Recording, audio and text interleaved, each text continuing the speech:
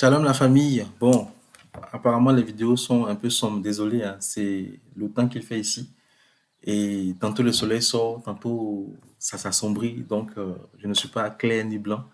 Donc souffrez devant un visage noir, écoutez juste la voix. Ça va aller, j'espère que vous allez bien. Seigneur, merci pour ce temps que tu rends encore possible. Sois avec nous et parle-nous, s'il te plaît, au nom de Jésus. Amen, amen.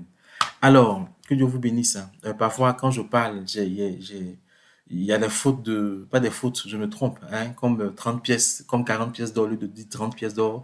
Il y a des petites choses comme ça, c'est des petites fautes qui ne doivent rien enlever à l'authenticité du message. Donc la dernière fois encore, on a parlé de Judas qui s'est suicidé, hein. On a dit qu'il a eu des remords, on a dit qu'il s'est isolé parce qu'il avait quelque part honte et peur d'être rejeté. On a dit qu'il avait souffert de syndrome anticipé de l'abandon. Il s'est lui-même dit qu'on va le rejeter, donc il s'est isolé et l'esprit de mort, l'esprit de culpabilité, Belzébul, a commencé à travailler en lui. Amen, amen. Et on a dit, j'ai conseillé, j'ai exhorté vraiment à être capable de se confier, de parler aux gens parce qu'autour de nous, Dieu a forcément positionné quelqu'un qui va nous comprendre et qui ne va pas nous juger.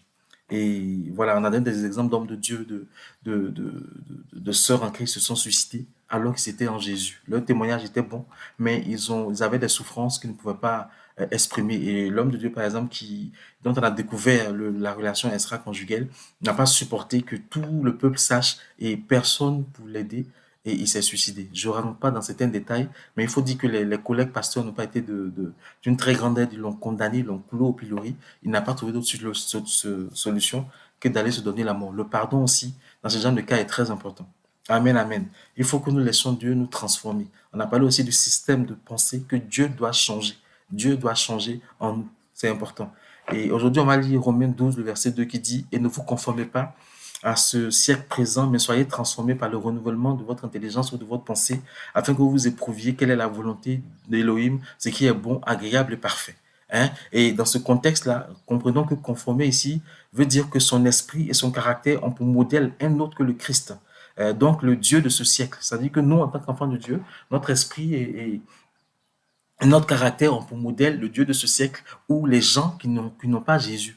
Les gens qui nous donnent un exemple qui va plus nous attirer que l'exemple de Jésus.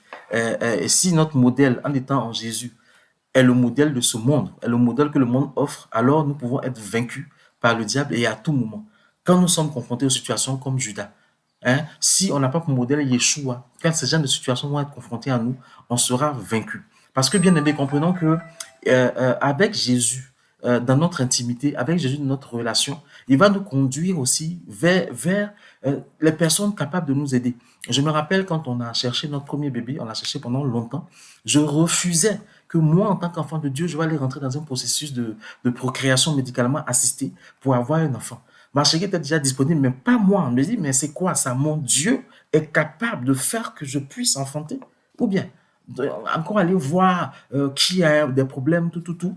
Et puis le Seigneur m'a dit, mon fils, c'est moi aussi qui vais passer par ce médecin pour révéler ce qui ne va pas. Donc, va rentrer dans le processus. C'est comme ça qu'on est rentré dans le processus. Et c'est dans le processus que Dieu a révélé le problème spirituel qui était là.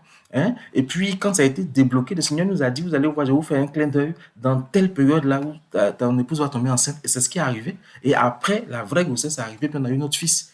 Hein? Donc, Dieu, quand on est dans son intimité, il est capable de nous dire ce qu'il faut faire, vers qui il faut aller, vers qui il faut s'orienter. Hein? Et le médecin qui nous a suivis, ma chérie et moi à cette époque-là, c'était le meilleur dans le coin où nous sommes là.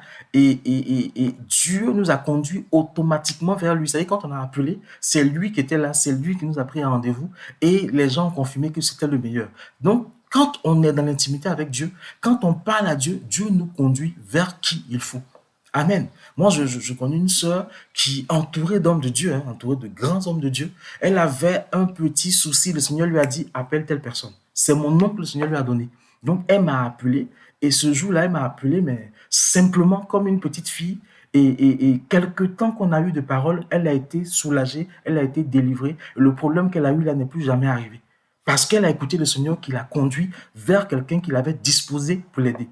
Laissons Dieu aussi nous conduire vers quelqu'un. Donc, quand on a un souci, allons vers notre modèle qui est Christ. Il saura nous dire quoi faire. Amen, amen. Nous ne sommes pas comme Judas qui s'est isolé parce qu'il s'était déjà conçu tout un tas de trucs que les gens vont dire. Il s'est isolé et Satan l'a vaincu. Amen. Et dans ce texte-là, il dit, ne vous conformez pas au siècle présent, mais soyez transformés. Le mot transformé dans ce verset vient du terme grec métamorpho, hein, qui donne en français transfiguré. C'est le même terme qui est utilisé en Matthieu 17, 2 pour parler de la transfiguration de Jésus. Amen. C'est très important. Donc, transformer, c'est être transfiguré. C'est passer d'un état que tout le monde voit à un autre état visible par tout le monde. Donc, c'est un changement. C'est un changement. Laissons l'Esprit de Dieu nous transformer, nous changer. Et si l'apôtre Paul le recommandait dans ce texte aux personnes déjà converties, c'est parce que Dieu veut que les chrétiens aillent plus loin encore dans leur processus de transformation par le Saint-Esprit. Le tout n'est pas de dire je suis devenu chrétien. Le tout est de dire je suis devenu disciple. Parce que le disciple, il est en formation continue. Il apprend sans cesse. Et c'est en apprenant sans cesse, en étant en formation continue, en étant disciple, que quand tu seras confronté aux idées suicidaires, tu sauras vers quel modèle, c'est-à-dire Yeshua, Amashia, vers quel modèle aller pour qu'il te dise quoi faire. Parfois, tu viens prier Dieu, tu viens lui ouvrir ton cœur, et puis le Seigneur dit, je t'ai compris, mais tu as besoin d'un semblable pour t'écouter. Va parler à telle personne. Et tu vas voir que ce ne sera pas un éminent bishop.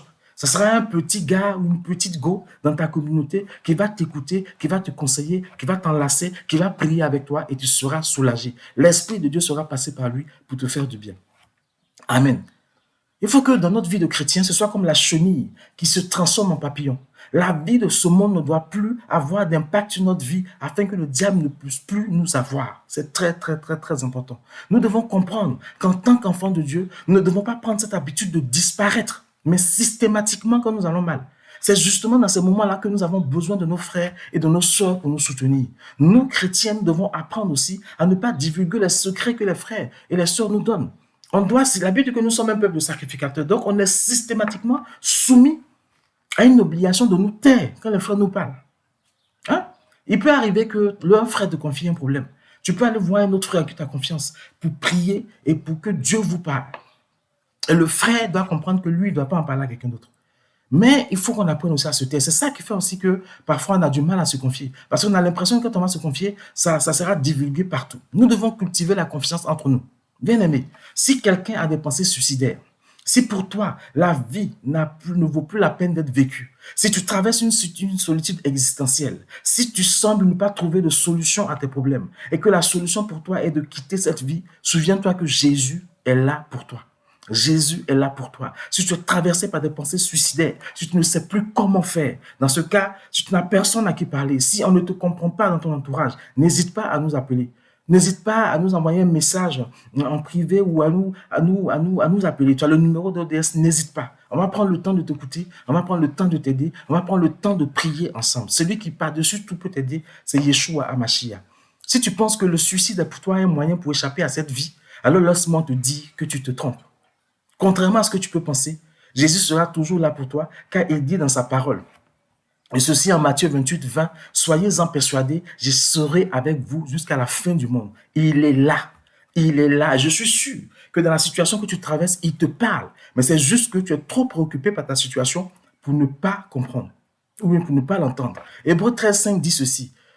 Je ne te délaisserai point, je ne t'abandonnerai point. Et Isaïe 49, 15 dit, une femme oubliera-t-elle son nourrisson? N'aura-t-elle pas pitié du fils de ses entrailles? Même si elle oubliait son nourrisson, moi l'Éternel, je ne t'oublierai jamais. Bien-aimé, Dieu est là. Jésus est avec toi. Approche-toi de lui avec assurance. Parle-lui, ouvre ton cœur et tu verras qu'il saura t'aider à traverser ce que tu fuis. Avec Dieu, il n'y a pas de fatalité.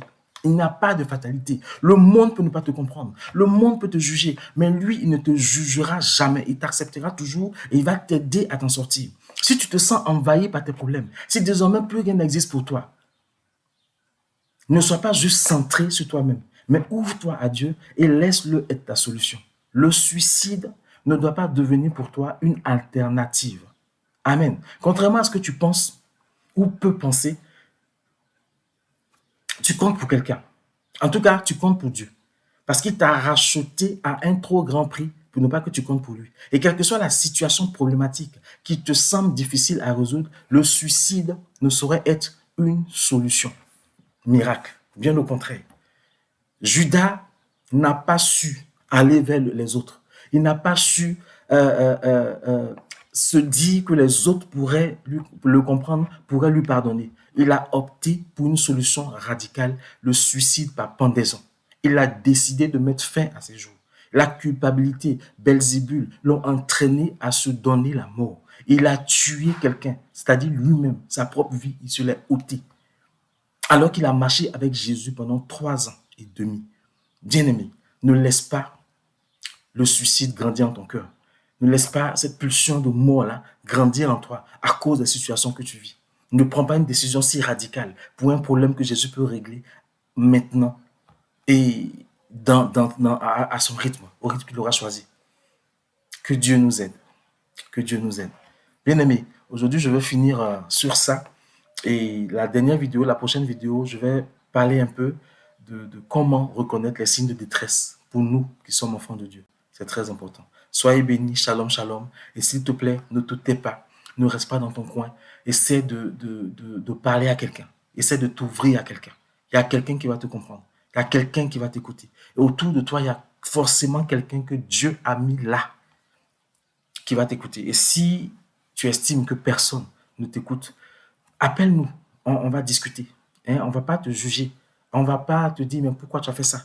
On va chercher ensemble ce qui ne va pas.